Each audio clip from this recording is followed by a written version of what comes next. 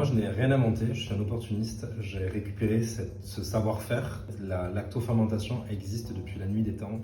C'est la première méthode de conservation de l'être humain. Sans ça, aujourd'hui, on n'aurait ni le vin, ni le pain, ni la bière, ni le fromage, ni tous ces produits charcuterie, ni nos chers légumes lactofermentés. La lactofermentation, c'est une technique du coup, ancestrale de conservation des aliments. C'est ni plus ni moins en fait que des micro-organismes, donc des levures, des bactéries et des champignons qui vont venir consommer le sucre naturel des aliments et le transformer en acide lactique. Cet acide lactique en fait il va permettre la conservation des aliments et leur richesse nutritionnelle.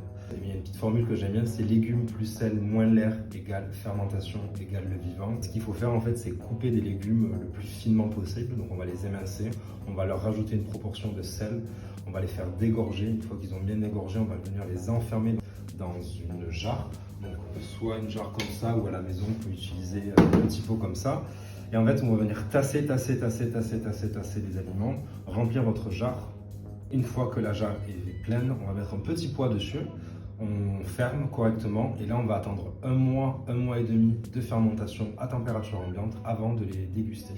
Vous allez tous vous poser la petite question de savoir qu'est-ce que c'est que ça. C'est un barboteur. En fait, pendant le processus de fermentation, il y a un gaz carbonique qui se crée. Et donc en fait, pour chasser ce gaz pendant la fermentation, il a besoin de sortir.